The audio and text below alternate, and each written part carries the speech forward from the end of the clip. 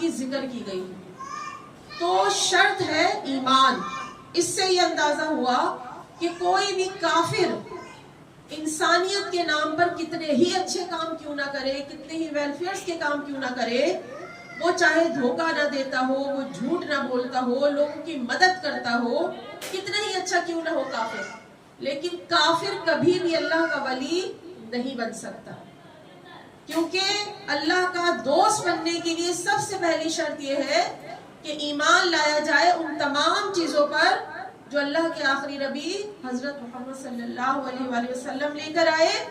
دل سے ان کی تصدیق کی جائے اور زبان سے ان کا اقرار بھی کیا جائے۔ جو کچھ نبی کریم علیہ السلام لے کر آئے اس سب کی تصدیق کریں۔ اور دوسری عظیم کوالٹی کہ وہ یتقون، وہ متقی ہوں گے، تقوی و پرہیزگاری والے ہوں گے، یعنی جو اعلانیہ گناہ کرنے والے ہیں، مسلسل گناہ کرنے والے ہوتے ہیں، وہ انہیں بھی اللہ کبھی بھی اپنا دوست نہیں بناتا، اپنا محبوب نہیں بناتا۔ تو اللہ کا دوست بننے کے لیے گناہ چھوڑنے پڑے گی، اور تقوی